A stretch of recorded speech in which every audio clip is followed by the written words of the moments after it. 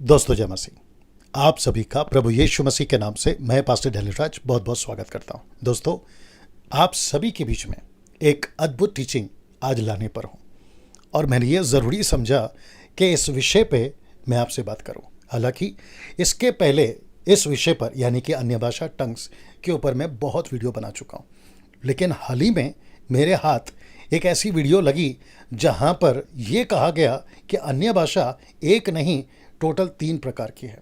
ये सुनते ही मुझे ऐसा महसूस हुआ कि मसीह की देह में ऐसी टीचिंग घुस रही है या ज़बरदस्ती डाला जा रहा है जो वचन को सपोर्ट नहीं करता या वचन के बाहर है, आउट ऑफ स्क्रिप्चर है, नॉन बिब्लिकल स्टेटमेंट्स है।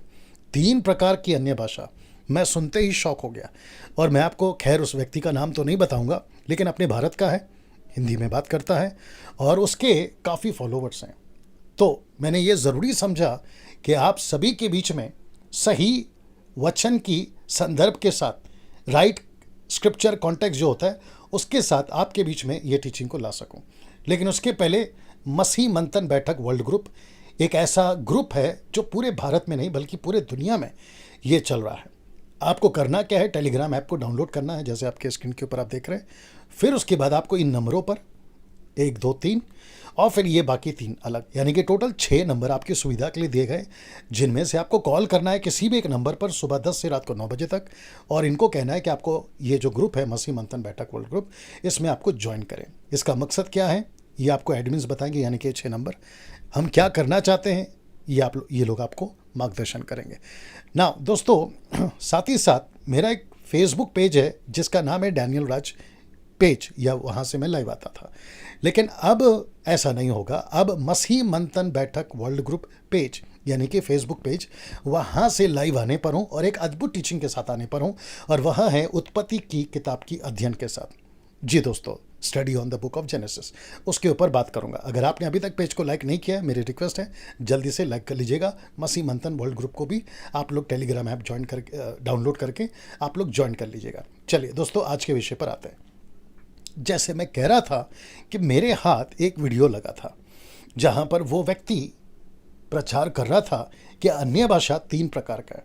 तो मैंने सोचा कि क्यों ना इसको वचन के अनुसार आपके बीच में रखूं। इसलिए नहीं क्योंकि मैं बहुत सारे विषय पे बात करता हूं, अन्य भाषा पे तो खैर बहुत बात कर चुका हूं, लेकिन वो इसलिए कर रहा हूं क्योंकि मसीह की देह में ऐसा कुछ भी नहीं आना चाहिए जिसको वचन सपोर्ट नहीं करता। वो हर टीचिंग जिसको वचन सपोर्ट करता है स्वीकार करने लायक है, एक्सेप्टेबल है, और मैं भी उसको सपोर्ट करूंगा, और ऐसों को मैं सल्यूट भी करूंगा जो वचन के कॉन्टेक्स्ट में प्रचार करते हैं ना। दोस्तों, ये स्क्रीन के ऊपर आप ये पढ़ लीजिए। पहले लिखा है, क्या सच में 3 प्रकार की अन्य भाषा है? Question mark.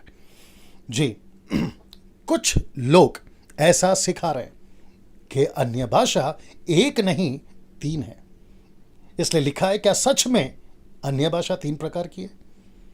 अगर कोई कहता है कि 3 प्रकार की अन्य भाषा है, आपके स्क्रीन के ऊपर देख लीजिएगा, तो उसे साबित करना होगा वचन के राइट कॉन्टेक्स्ट से। जी दोस्तों, अगर वो वचन नहीं रख रहा है कि अन्य भाषा 3 प्रकार की है, तो वो प्रचारक गलत है, और ऐसों को नहीं सुनना मैं आपको रिक्वेस्ट करता हूं ना। दूसरी बात, जब आप अभी मुझे सुन रहे हैं, आपको ये हक है, आप बारीकी से देखिएगा और समझिएगा कि अगर मैं कोई भी स्टेटमेंट रखता हूं, अगर वचन उसको सपोर्ट नहीं कर रहा, आप मेरी भी वीडियो ना देखें। मैं खुद कह रहा हूं आपको, अगर कोई आपको ऐसा वीडियो बेचता है जिसमें वचन उसका फाउंडेशन नहीं है या बुनियाद नहीं है, आधार नहीं है, ऐसी सभी की टीचिंग, वो चाहे नेशनल हो या इंटरनेशनल हो, वो गलत है ना। वापस आता हूं इसी स्लाइड पर। क्या सच में 3 प्रकार की अन्य भाषा है? अगर ऐसा टीचिंग कोई भी देता है, वो देसी या विदेशी, अगर उसको साबित करना है कि यस 3 प्रकार की अन्य भाषा है, तो मैं आपको पहले पूछूंगा, आपको जो अभी सुन रहे हो या देख रहे हो, मैं आपको पूछूंगा, क्या पलट कर आपने उनसे पूछा कि ये 3 प्रकार की अन्य भाषा अगर सर आप कह रहे हो तो मुझे स्क्रिप्चर दीजिए? क्या आपने ऐसा पूछा? मुझे पता आपने नहीं पूछा होगा। अगर आपने पूछा है तो आपको सलूट है, लेकिन 99.9% लोग यही करते हैं, नहीं पूछते हैं और वो बस सुनते रहते हैं, स्वीकार करते रहते हैं। लेकिन मैं समझता हूं कि अब मसीह के देह में ये चेंजेस आना चाहिए। वो चाहे डैनियल राज हो या कोई भी तुर्रम खान या कोई भी बड़ा सेवक, आपका फर्ज है किसी भी स्टेटमेंट को आप जब सुनते हो वीडियो पर या चर्चेस में या कहीं पे भी, कोई भी प्रचारक अगर प्रचार करता है तो आपका फर्ज है उसको पूछना कि सर जो आप बोल रहे हो हमको स्क्रिप्चर दीजिए, हमको स्क्रिप्चर दीजिए। प्रेरितों की किताब उसका 17 का 11। जब पौलुस प्रचार करता था ना, तो वहां के यहूदी लोग जिन्होंने पौलुस के प्रचार को स्वीकार किया था, उन्होंने एक हाथ स्वीकार किया, लेकिन दूसरी हाथ उनके हाथ में तोरा होता था। मूसा की किताबें, भजनों की किताबें, नबियों की किताबें, ऐसी पुस्तक से पौलुस की टीचिंग को मैच करते थे कि ये ऐसा ही है या अलग। पौलुस क्या कहता है पता है? गलातियों की किताब उसका पहला अध्याय वचन 7, 8, 9 में वो कहता है, अगर मैं या ऊपर स्वर्ग से कोई दूत भी आकर ऐसी शिक्षा देता है जो हमने नहीं दी, वो श्रापित हो। Can you believe that? इतना सख्त पौलुस क्यों था? यीशु खुद कहते हैं मेरे जाने के बाद बहुत सारे फाड़ने वाले भेड़िए आएंगे। यीशु ने कहा सावधान रहो। इसका जिक्र पतरस ने करा, इसका जिक्र पौलुस ने करा, इसका जिक्र यूहन्ना ने करा, और जितने भी सेवकों ने किताबें लिखी है वे सब अपने अपने टाइम पर इसका जिक्र करते गए कि ऐसी किसी प्रकार के सिद्धांत, ऐसी किसी प्रकार की डॉक्ट्रिन, ऐसे किसी प्रकार की थियरी को स्वीकार ना करो जिसको वचन सपोर्ट नहीं करता। वो सभी डॉक्ट्रिन, वो सभी थियरी, सिद्धांत स्वीकार करने लायक है, एक्सेप्टेबल है, अगर उसका बुनियाद वचन है। तो मैंने आपको जैसे कहा आपके स्क्रीन के ऊपर, अगर अन्य भाषा 3 प्रकार की है, मैं वापस कहता हूं उनको पूछिए, मैं खुद भी पूछूंगा अभी, सर दीजिए, वचन दीजिए, अन्य भाषा 1, 2, 3, ऐसा 3 अलग अलग है, ऐसा स्क्रिप्चर दीजिए। मैं 27 साल से बाइबल को पढ़ रहा हूं, आपको मैं अभी बता देता हूं, ऐसा कोई वचन उनको ना कभी मिलेगा और ना ही किसी और को मिलेगा, क्योंकि है ही नहीं ना। जब ऐसा वचन है ही नहीं, देखिए एक सिंपल सा एग्जाम्पल देता हूं। आपको पता है प्रेरितों की किताब 15 अध्याय में क्या हुआ? वहां कुछ यहूदी थे जो पौलुस को, याकूब को, यूहन्ना को, पतरस को ऐसी टीचिंग देते थे कि देखो तुम्हारा उद्धार तो विश्वास से हो गया, लेकिन ये काफी नहीं है, तुम्हारा खतना भी होना चाहिए। Can you believe that? उन्होंने कहा खतना होना चाहिए। अब वहां पे पतरस, पौलुस, याकूब, ये सारे जो प्रेरित थे उन दिनों के, वे इकट्ठा हुए, आपस में बैठ के बात करी और कहा कि क्या करें, सही क्या है। तब उनको पता चला कि खतना से कोई लाभ नहीं है। खतना तो यहूदियों के लिए था, इजरायलियों के लिए था, लेकिन यीशु मसीह ने साफ हिदायत दी। उन्होंने कहा जो कोई मुझे स्वीकार करेगा, मुझ पर विश्वास करेगा, वो उद्धार पाएगा। शर्त क्या है? अगला बपतिस्मा पिता, पुत्र, पवित्र आत्मा के नाम से। उसके अलावा दूसरी कोई सिद्धांत नहीं दी गई। तो ऐसी टीचिंग उन दिनों में चलती थी और आज भी ऐसा कुछ चल रहा है जिसमें से ये एक है। अब आपके स्क्रीन के ऊपर ये देख लीजिए, आप कहते हैं कि 3 प्रकार की अन्य भाषा है, तो उन सबको साबित करना होगा। मैं कुछ सेकंड और रुक रहा हूं इसके ऊपर। उन सबको साबित करना होगा वचन से कि अन्य भाषा प्रकार 1, अन्य भाषा प्रकार 2, अन्य भाषा प्रकार 3, ये है उसका स्क्रिप्चर। 1, 2, 3 का ये है स्क्रिप्चर, और वो भी राइट कॉन्टेक्स्ट में। आपके स्क्रीन के ऊपर देख लीजिए, राइट कॉन्टेक्स्ट। अगर वो नहीं दे पा रहा है वो गलत है ना। दोस्तों मैं चाहता हूं कि अब इसको देखिए आप, यहां टोटल 2 प्रकार की थियरी है, जिसको मैंने इंग्लिश में लिखा है 2 non biblical theory on the tongues, on tongues जो भी है। सबसे पहला एक्ट चैप्टर 2, फिर दूसरा 1 कोरिंथियन 14:2 और तीसरा 1 कोरिंथियन 14:5। ये पहला प्रकार का थियरी है, दूसरा मैं आपको बताऊंगा। टोटल 3 प्रकार की अन्य भाषा है। कहां से लेते हैं? एक्ट चैप्टर 2 में अगर आपने देखा होगा तो जब वहां पर बात चल रही थी तो इंग्लिश में लिखा है ऑल कैन अंडरस्टैंड, ये सब समझ पा रहे थे। दूसरा कौन सा कहते हैं पता है? नो वन कैन अंडरस्टैंड, जो कि 1 कोरिन्थियों 14 का 2 में लिखा है। वो ऐसी भाषा में बात करता है जिसको कोई समझ नहीं सकता। मैं इसके ऊपर आऊंगा बाद में। फिर तीसरा 4 का 5 कहते हैं कि इंटरप्रेट या इंटरप्रिटेशन, नीड इंटरप्रिटेशन, यानी कि अनुवाद के बगैर कोई भाषा को नहीं समझ सकते। तो एक है जो सब लोग समझ सकते हैं, आप उनकी भाषा में बात कर सकते हो। दूसरा है नो वन कैन अंडरस्टैंड, और तीसरा है नीड इंटरप्रिटेशन, अनुवाद चाहिए। तो ये हो गया पहली थियरी। अब दूसरा रखने जा रहा हूं। ये रहा दूसरा थियरी। एक है न्यू टंग, दूसरा है अदर टंग, और तीसरा है अननोन टंग। मैं इसके ऊपर भी आऊंगा आराम से। टोटल 2 थियरी है। आपको मैं वापस ले चलता हूं जी दोस्तों। 2 non biblical theories on tongues. Act chapter 2, 1 Corinthian 14:2, 1 Corinthian 14:5, जो कि एक है all can understand, no one can understand, need interpretation. ये एक थियरी। दूसरी थियरी ये है, कहते हैं न्यू टंग है अलग, अदर टंग है अलग, अननोन टंग है अलग। अब अगर हमको ये दो थियरी को समझना है तो हमें वचन में घुसना होगा। लीजिए आपके बीच में वह वचन को रखने जा रहा हूँ। हिंदी में भी देख लेते हैं, नई नई भाषा, अन्य अन्य भाषा और अनजान भाषा, जो कि आपके बीच में मैंने रख दिया। ये रहा स्क्रिप्चर। तो सबसे पहला स्क्रिप्चर है न्यू टंग के लिए, मरकुस की किताब उसका 16 का 17, and these sign shall follow them that believe they shall speak with new tongues. एक हो गया न्यू टंग। दूसरा है Acts chapter 2 verse 4, and they were all filled with the Holy Ghost and began to speak with other tongues as the spirit gave the utterance. तीसरा है 1 Corinthians 14:2, for he that speaketh in unknown tongue. तो यहां तीनों आ गए, new tongue, other tongues and unknown tongue. तो इसको उठाकर कहते हैं कि देखो स्क्रिप्चर कहता है कि 3 प्रकार की अन्य भाषा है। आप बहुत आसानी से, माफ करिए शब्द को यूज कर रहा हूं, उल्लू बन सकते हो, धोखा खा सकते हो आसानी से, क्योंकि स्पष्ट दिख रहा है आपके स्क्रीन के ऊपर कि यस पास्टर डैनियल, मार्क 16:17 में एक अलग है, एक्ट चैप्टर 2:4 में एक अलग है, 1 Corinthians 14:2 में ये अलग है। तो टोटल हुए ना 3। तो फिर मैं आपसे पूछूंगा, बड़े ध्यान से सुनिएगा, मत्ती की किताब, मरकुस की किताब, लूका की किताब और यूहन्ना की किताब। चलो एक काम करते, 5वां भी जोड़ देते, प्रेरितों की किताब, क्योंकि इन 5 किताबों में आपको यीशु दिखता है। बड़े ध्यान से सुनिएगा। तो फिर मैं पूछूंगा, क्या मत्ती का यीशु अलग है?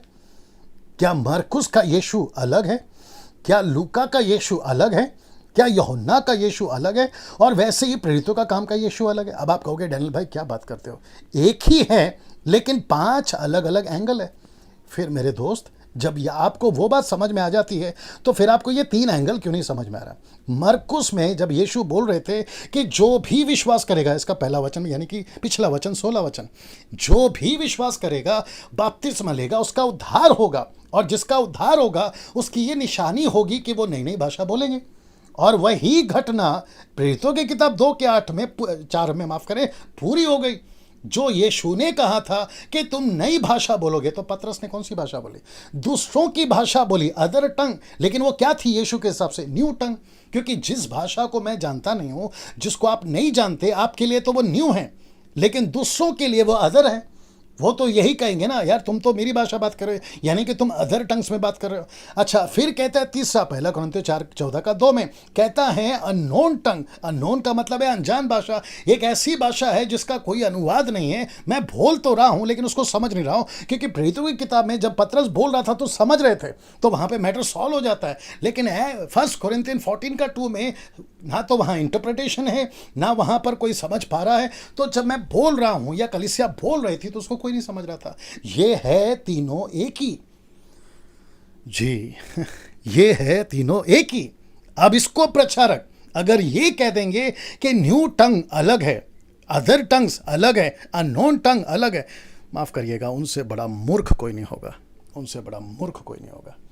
क्योंकि आप 5 किताब के यीशु को अगर एक कह रहे हो तो ठीक है, लेकिन अगर ऐसों के हाथ में चला गया ना, जो एक टंग्स को 3 कह रहे हैं, तो फिर 5 किताबों में 5 यीशु कहना पड़ेगा उनको। That is not possible.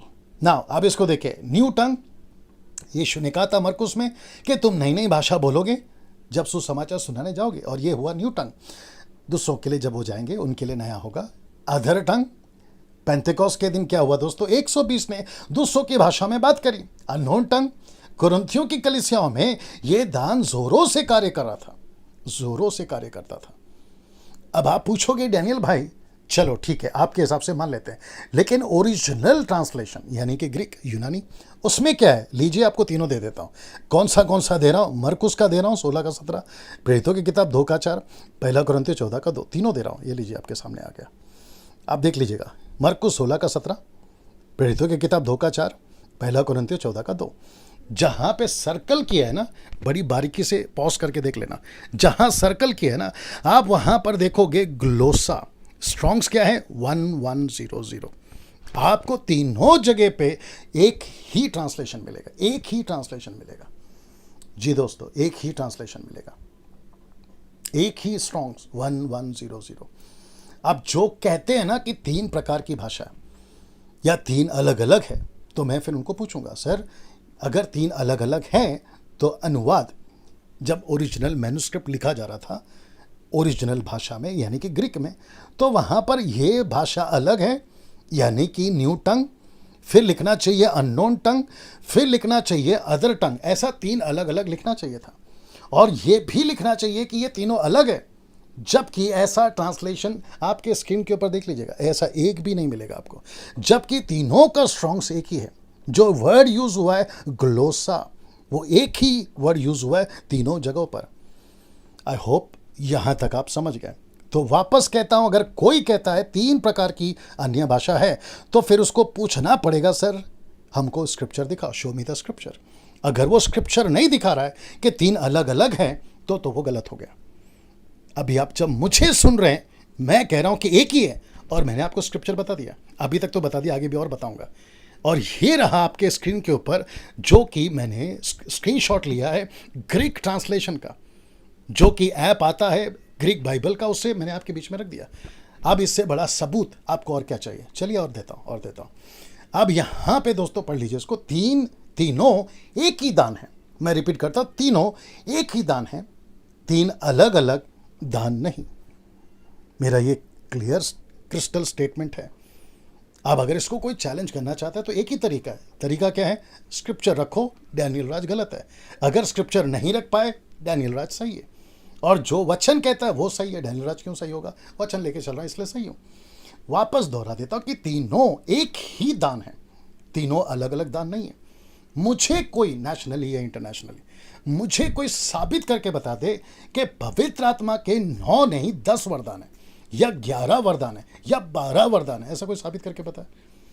जबकि ऐसा है ही नहीं। अगर पौलुस ने पवित्र आत्मा की प्रेरणा से अगर 1 कुरिन्थियों 12 अध्याय 7, 8, 9, 10 तक लिखा है 9 प्रकार के वरदानों को, तो फिर उसने लिखना चाहिए था कि अन्य भाषा एक नहीं 3 प्रकार के, जबकि उसने ऐसा कुछ नहीं लिखा। तो फिर एक्स्ट्रा फिटिंग, जिसको कहते हैं ना फोर्स फिटिंग, एक्स्ट्रा फिटिंग क्यों कर रहे हो? जो कि यीशु ने भी कहा है कि कुछ निकाल कर बढ़ाकर नहीं सिखाना। प्रकाशित वाक्य के 22 का 18-19 में भी यीशु ने कहा कि कुछ निकालना नहीं, कुछ बढ़ाना नहीं तो विपत्ति बढ़ जाएगी। तो मुझे नहीं पता कि ये सेवक जो सिखाते हैं ना 3 प्रकार की भाषा, ये क्यों सिखा रहे हैं। फिर वापस कहूँगा, आप सिर्फ फेल हो जाओगे। कहाँ फेल हो जाओगे? आप स्क्रिप्चर नहीं रख पाओगे।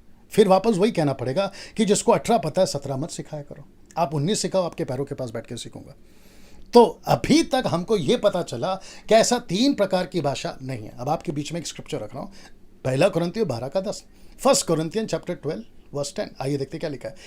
फिर किसी को सामर्थ्य के काम करने की शक्ति, किसी को भविष्यवाणी की, और किसी को आत्माओं की परख, और किसी को अनेक प्रकार की भाषा, और किसी को भाषाओं का अर्थ। तो ये हुआ 2 प्रकार का दान, टोटल 9 में से ये हुआ 2 प्रकार का। एक है अनेक प्रकार की भाषा और दूसरा है भाषाओं का अर्थ। तो इसका मतलब है पवित्र आत्मा ने जब अनेक प्रकार की, ये प्लूरल है, सिंगुलर नहीं है, प्लूरल है, जब दान का जिक्र किया था पौलुस के पास में, तो पौलुस को कहा था कि एक और दान दे रहा हूं, और वो दान यहां है कि जब भी कोई किसी की भी भाषा में बात करेगा, वो चाहे उसके लिए न्यू टंग हो, उसके लिए अदर टंग हो, या उसके लिए अननोन टंग हो। न्यू क्यों है? क्योंकि उसने फर्स्ट टाइम बोला। अदर क्यों है? क्योंकि दूसरों की भाषा है और दूसरा समझता है जो बात कर रहा है, जैसे एक्स में हुआ। अननोन क्यों है? क्योंकि बात तो कर रहा है लेकिन इंटरप्रेट नहीं है, इसके लिए वो अननोन है। You got the point? Now, इसी को इंग्लिश में भी क्या लिखा है? To another the work of miracle, to another prophecy, to another discerning the spirits, to another diverse kinds of tongues. Plural. जी दोस्तों, to another interpret the tongues. तो इसका मतलब है कि इंग्लिश KJV वर्जन है ये, यहां पर स्पष्ट लिखा है कि ऐसी एक भाषा है जो डाइवर्स काइंड्स ऑफ टंग्स है, प्लूरल। ऐसा नहीं लिखा है कि 3 प्रकार की भाषा है। मेरा ओपन चैलेंज है, नहीं लिखा है सर। तो जो चीज नहीं लिखा है उसको कैसे कह सकते हैं कि 3 प्रकार की भाषा है? यहां पर नहीं लिखा है ना, यहां पर लिखा है कि डाइवर्स काइंड्स ऑफ टंग्स। इसका मतलब है लैंग्वेजेस, बहुत सारी भाषाएं।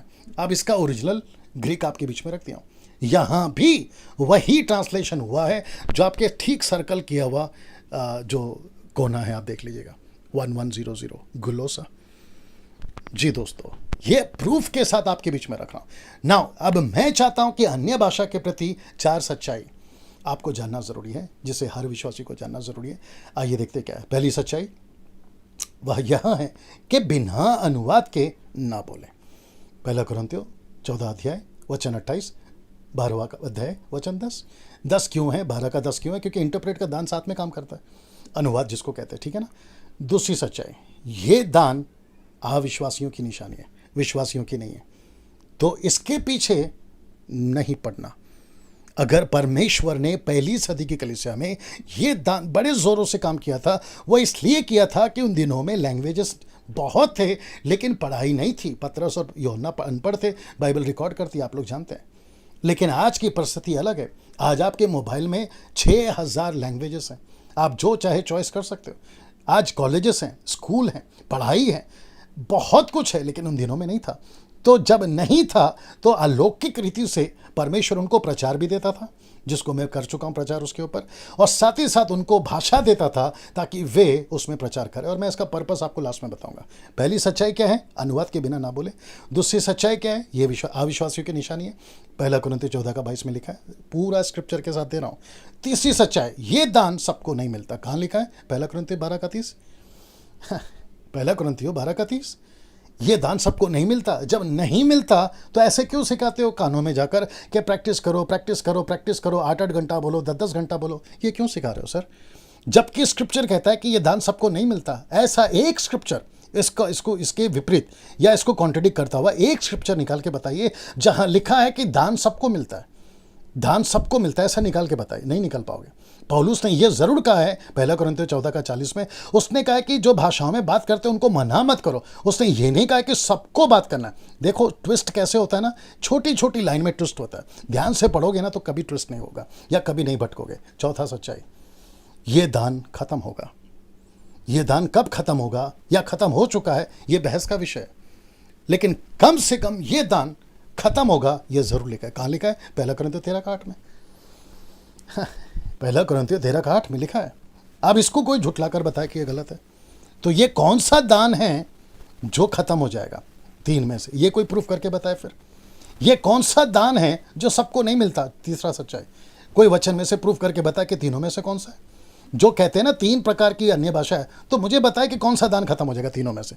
नहीं कर सकते सर आप लोग ना। दोस्तों अब इसको देखें। अब एक महत्वपूर्ण बात क्या है आपके बीच में रखने जा रहा हूं, वह है अपनी उन्नति और आत्मिक उन्नति में जमीन आसमान का अंतर है। आपको पता है अक्सर क्या कहते हैं लोग, जो अन्य भाषा में बातें करता है वो आत्मिक उन्नति करता है। मुझे स्क्रिप्चर से कोई निकाल के बता दे कि कहां पौलुस ने कहा है कि जो अन्य भाषा में बातें करता है वो आत्मिक उन्नति करता है। निकाल के बताए। जबकि क्या लिखा है पता है? अपनी उन्नति करता है। तो शब्द को पकड़ो, यहां लिखा है अपनी उन्नति, यहां नहीं लिखा है कि आत्मिक उन्नति। मैं रिपीट करता हूं, जो बहुत जरूरी है आपको सीखना, अपनी उन्नति और आत्मिक उन्नति में जमीन आसमान का फर्क है। दरअसल पौलुस क्या कह रहा है पता है? तुम खुद की उन्नति कर रहे हो। कैसे? जैसे कोई भजन संहिता के कुछ आयतें याद कर लेता है तो उसकी उन्नति है। जैसे कोई पूरे के पूरे 66 बुक को याद कर लेता है तो उसकी खुद की उन्नति है, मतलब उसका नॉलेज अच्छा है। अच्छी बात है, गलत नहीं है, लेकिन आत्मिक उन्नति होगी अन्य भाषा बात करने से। मुझे कोई निकाल के बताए, निकाल के बताए, नहीं निकाल पाओगे, ठीक है ना। इसको देखिए, अन्य भाषा बोलने से आत्मिक उन्नति होती है, जबकि ऐसा कोई वचन नहीं है, बल्कि 90% प्रचारक यही कहते हैं अन्य भाषा में बात करो आपकी आत्मिक उन्नति होगी। अब आपके बीच में स्क्रिप्चर रख रहा हूं, पहला कुरिन्थियों 14 का 4, पहला कुरिन्थियों 14 का 17। आइए देखते हैं दोनों का कनेक्शन, देखते हैं क्या कनेक्शन है। जो अन्य भाषा में बातें करता है वो अपनी उन्नति करता है, परंतु जो भविष्यवाणी करता है वो कलीसिया की उन्नति करता है। देखिए शब्द क्या लिखा है? अपनी उन्नति। यहां नहीं लिखा है आत्मिक उन्नति। परंतु जो भविष्यवाणी करता है वो कलीसिया की उन्नति करता है। तू तो भली भांति से धन्यवाद करता है, परंतु दूसरों की उन्नति नहीं होती। तो यहां पे कॉन्टेक्स्ट क्या है? पौलुस कह रहा है तू खुद की उन्नति कर रहा है, बल्कि दूसरों की नहीं। लेकिन जो भविष्यवाणी करता है ना वो दूसरों की उन्नति करता है। तो यहां पे जोर किस पे है? अपनी उन्नति पे नहीं, बात है यहां पे दूसरों की उन्नति पे। आप देख लीजिए, आपके स्क्रीन के ऊपर है पहला कुरिन्थियों 14 का 4, पहला कुरिन्थियों 14 का 17। ये दोनों का कनेक्शन है। तो पौलुस क्या कह रहा है 14 का 4 में कि तुम जब अन्य भाषा में बातें करते हो, जो कि ग्लोसा है, लैंग्वेज है, मैं बता चुका हूँ आपको, ना कि 3 में से कोई अलग अलग नहीं, एक ही है, मैं आपको बता चुका हूँ। कहता है वो अपनी उन्नति करता है। दरअसल ये जो लाइन है ना, ये सरकास्टिक है, यानी कि टॉन्ट मारना है। तो पौलुस यहाँ पे वो जो स्टेटमेंट यूज कर रहा है ना, वो स्टेटमेंट नहीं है जहाँ पे वो कह रहा है कि वाह कितना अच्छी बात है, तुम्हारी उन्नति हो रही। नहीं, ऐसा नहीं है। वो दरअसल में कह रहा है कि ये क्या कर रहे हो तुम, कलीसिया की उन्नति के बजाय तुम खुद की उन्नति कर रहे हो। देखिए, खुद की उन्नति करना गलत नहीं है खुद की उन्नति करना गलत नहीं है। मैं आपको छोटा सा एग्जाम्पल देता हूँ, आपको बताता हूँ क्या होता था। प्रेरितों की किताब 4 अध्याय, अगर आप मुझे लगता है 28, 29, 30 ऐसे पढ़ोगे आगे, आई एम नॉट श्योर, लेकिन आप देख लीजिएगा। वहाँ लिखा है कि जब कलीसिया एक थी, पतरस उनका, आप बिशप बोल लीजिए, पास्टर बोल लीजिए, कोई दिक्कत नहीं, अपोस्तल बोल लीजिए, ठीक है ना। ऐसा लिखा है कि सब अपनी अपनी संपत्ति बेचते थे, कलीसिया को लाकर देते थे, पतरस के पैर पे डालते थे, और पतरस क्या करता था, जैसे जिसकी आवश्यकता होती थी वो वैसे बांट देता था। तो उसका मतलब यहाँ पे क्या हो रहा है, पतरस खुद की उन्नति नहीं कर रहा है, पैसों से सबकी उन्नति चाह रहा है। देखिए, एडिफाइंग हिमसेल्फ, एडिफाइंग का मतलब क्या, सिंपल है, उन्नति। आप किसी भी क्षेत्र में उन्नति कर सकते हैं ना। मुझे लगता है एक और स्टेटमेंट दे देता हूँ यहाँ पे, मैंने नहीं डाला, अभी आ गया, अभी दे देता हूँ। वह यह है कि टोटल जहाँ जहाँ आपको स्क्रिप्चर मिल जाए अन्य भाषा का, एक भी जगह पे ऐसा स्टेटमेंट नहीं मिलेगा जहाँ पर लिखा है कि अगर उन्नति करना हो तो आपको अन्य भाषा में ही बोलना है। एक लाइन नहीं मिलेगा आपको बाइबल में, एक लाइन नहीं मिलेगा। डंके की चोट पे बोल रहा हूँ, एक लाइन नहीं मिलेगा जहाँ पे स्पष्ट लिखा हो, जो कि आजकल लोग सिखा रहे हैं, जहाँ स्पष्ट लिखा हो कि जो अन्य भाषा में बात करेगा वो ही आत्मिक उन्नति करेगा या उन्नति करेगा। ऐसा एक लाइन निकाल के बता दे, नहीं निकाल पाओगे। इसका कनेक्शन क्या है, किसका कनेक्शन, इसका कनेक्शन अन्य भाषा बोलने से आत्मिक उन्नति होती है, जबकि ऐसा कोई वचन है ही नहीं। 90% प्रचारक तो यही कहते हैं कि अन्य भाषा में बातें करो आत्मिक उन्नति होगी, जबकि यहाँ पर शब्द आत्मिक का है ही नहीं। आप ठीक से पढ़ लीजिए, जो अन्य भाषा में बातें करता है वह अपनी उन्नति करता है, अपनी, एडिफाइंग हिमसेल्फ, अपनी। यहाँ नहीं लिखा है स्पिरिचुअल एडिफाई, नहीं लिखा है आत्मिक उन्नति, नहीं लिखा है। फिर वचन 17 क्या कहता है, तू तो भली बाती धन्यवाद करता है क्योंकि तुझे भाषा का अर्थ मिल गया इसलिए करता है, परंतु दूसरों की उन्नति नहीं होती। तेरी इस भाषा से दूसरों की उन्नति नहीं होती। ये कॉन्टेक्स्ट है और ये कनेक्शन है ना दोस्तों। कुछ और non biblical theories on tongues जो भी है, पहला स्वर्गीय भाषा, दूसरा प्रार्थना की भाषा, ऐसे कहते हैं लोग, तीसरा ये पवित्र आत्मा की भाषा है, फिर चौथा कहते हैं जो शैतान को समझ में नहीं आती। तो पहला कहते हैं स्वर्गीय भाषा है, तो फिर पूछूंगा स्वर्गीय भाषा लिखा बाइबल में कि ये स्वर्गीय भाषा है। अन्य भाषा पहला, दूसरा, तीसरा, उनके हिसाब से, मेरे हिसाब से तो एक ही है, और जो आप लोग सीख रहे हैं आपके हिसाब से भी एक ही है। अगर ऐसी कोई भाषा का ट्रांसलेशन या ऐसा कोई इंटरप्रेट या ऐसा कोई स्क्रिप्चर मिले जहां लिखित में हो, नॉट 1 कुरिन्थियों 13 का 1, वो नहीं चाहिए, वो भी सरकास्टिक है। वो दरअसल पौलुस है ना, एक एग्जाम्पल दे रहा है, यदि मैं स्वर्गदूतों की बोलियां बोलूं, तो ऐसा कोई स्पष्ट क्रिस्टल क्लियर नहीं है जहां लिखित में हो कि यह स्वर्गीय भाषा है, नहीं मिलेगा। ये प्रार्थना की भाषा है, जैसे आजकल सिखा रहे हैं, ये पवित्र आत्मा की भाषा है। चौथा, शैतान को नहीं समझ में आता। अगर हम 8-8 घंटा बात करेंगे ना अन्य भाषा में, पता नहीं कौन सी वाली 3 में से, तो शैतान नहीं समझ पाएगा। तो फिर पूछूंगा show me the scripture, so simple is that, show me the scripture. आपको नहीं मिलेगा सर। अब बात करते हैं अंत में, बहुत ज़्यादा सीखने लायक है, आइए बताता हूँ क्या। जो अभी रख रहा हूँ उसको बड़े ध्यान से सुनिएगा, क्योंकि इसको बहुत यूज़ करते हैं कभी भी, कब, जब अन्य भाषा की बात आती तब। क्या कहते हैं मत्ती 12:32, क्या कहते हैं पता है, जो कोई मनुष्य के पुत्र के विरोध में कोई बात कहेगा उसका यह अपराध क्षमा किया जाएगा, परंतु जो कोई, येलो में देख लीजिएगा, परंतु जो कोई पवित्र आत्मा के विरोध में कुछ कहेगा उसका अपराध ना तो इस लोक में और ना परलोक में क्षमा किया जाएगा। अब मैं आपको बताता हूँ ये चक्कर क्या है। बहुत सारे लोग कहते हैं, और कई लोगों को डरा के रखा है कि देखो अन्य भाषा एक ऐसा भाषा है, एक ऐसा गिफ्ट है, एक ऐसा दान है जो सीधा पवित्र आत्मा से कनेक्टेड है। क्यों? क्योंकि पेंतेकोस्त के दिन उतरते ही पवित्र आत्मा ने ये दान यूज़ किया था ना, उसके चलते।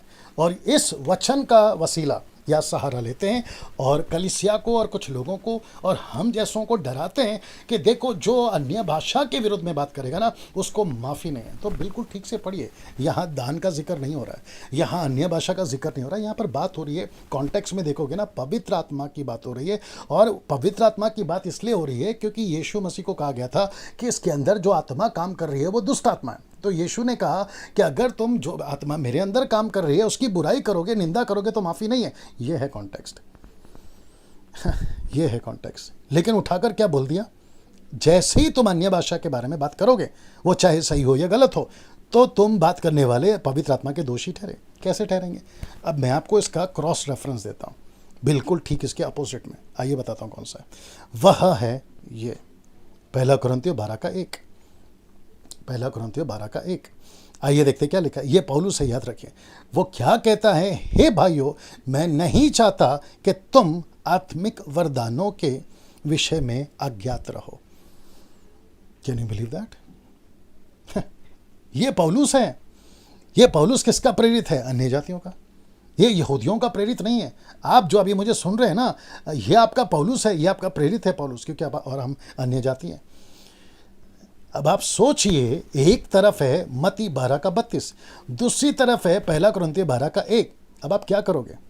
ये वही यीशु है, ये वही पवित्र आत्मा जो पौलुस को लीड कर रहा है अन्य जातियों के लिए और खासकर कलीसियाओं के लिए। वो क्या कहता है पता है? जब भी आत्मिक वरदानों की चर्चा तुम्हारे बीच में हो तो सटीक स्टडी करो, सटीक, एक्यूरेट, जांच पड़ताल करके किसी भी दान को अपने अंदर लेकर आना। इसलिए कहता है कि अनजान मत रहो। इंग्लिश वर्ड है do not be ignorant of the Holi spirit gifts. Ignorant, अनजान मत रहो, नजरअंदाज मत करो। मतलब कुछ भी आ रहा है स्वीकार कर लो, जो दे रहा है लेते चले जाओ, जो सर पे हाथ रख रहा है लेते चले जाओ। It is not like that. आपको बारीकी से स्टडी करना है। तो इंग्लिश में कुछ स्टेटमेंट्स रख रहा हूं। That means you should know what gift is given for what. जी दोस्तों, बहुत पावरफुल लाइन है। अगर इस वचन के अनुसार आपके बीच में अगर मैं बात करूं, आपके अंदर कौन सा दान काम करना है, अगर कोई भी दान काम करना है तो वो बिब्लिकल होना चाहिए। और साथ ही साथ आपको ये पता लगाना है कि that means you should know what gift is given for what. कौन सा दान किस काम के लिए दिया गया है ये आपको पता होना जरूरी है। Because each gift has its own purpose. Because each gift has its own purpose. हर दान का अपना एक मतलब है। अगर आप पर्पस को नहीं समझे तो फिर अन्य भाषा 1 नहीं 3 है ऐसा बोलते बैठोगे, जिसकी गिनती मैं मूर्खों में डाल रहा हूं। और साथ ही साथ बहुत गुस्सा आ रहा है सर, बहुत गुस्सा आ रहा है। पता है क्यों? जो टीचिंग नहीं है उसको तोड़ मरोड़ कर सिखा रहे हैं, क्योंकि उनको किसी ने सिखाया। अब वो कंक्रीट बन चुका है उनका डॉक्ट्रिन। अब वो हट नहीं सकता, टल नहीं सकता, तो कंक्रीट बन गया, सॉलिड बन गया। अब वो नहीं हट रहे। उनको यीशु भी आकर सुधार देगा ना तो भी कहेंगे कि नहीं ये यीशु नहीं शैतान है, ऐसा बोल के डांट देंगे यीशु को भी। ये भी हरकत है।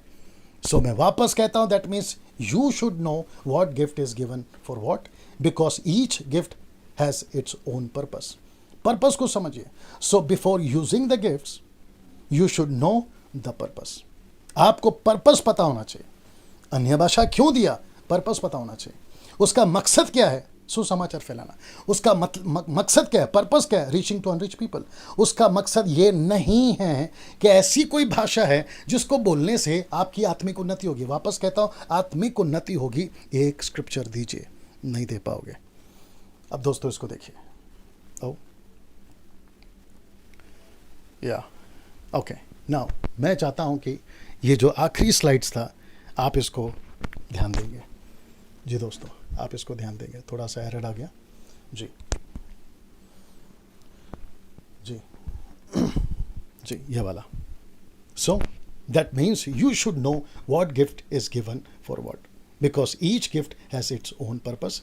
So before using the gifts you should know the purpose of gift. मतलब आपको मकसद पता होना चाहिए कि किस मकसद के लिए आपको ये जो है दान दिया गया ना। दोस्तों मैं यहाँ पे अभी समाप्त करने पर हूँ, लेकिन मैं फिर पूछूंगा आपको, मेरी जितनी भी स्लाइड्स आपने देखी उन सभी जगहों पर अगर आपको एक भी जगह पे आउट ऑफ स्क्रिप्चर था तो ये वीडियो शेयर नहीं करना और ना ही मुझे फॉलो करना और ना ही मुझे सुनना।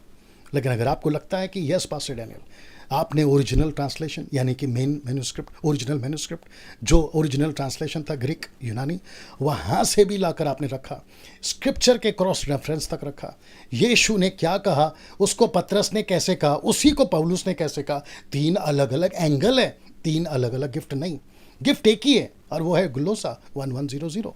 उसको उठाकर अगर कोई सिखाता है कि बाइबल के अंदर 3 प्रकार का अन्य भाषा है, तो उसको फिर पूछना होगा कि sir show me the scripture. अगर वो नहीं शो कर पा रहा है, नहीं रख पा रहा है, तो ऐसा प्रचारक गलत है। चलिए दोस्तों, इस वीडियो को खूब शेयर करिएगा। प्रभु आपको आशीष दे। बहुत जल्द आपके बीच में फिर आऊँगा।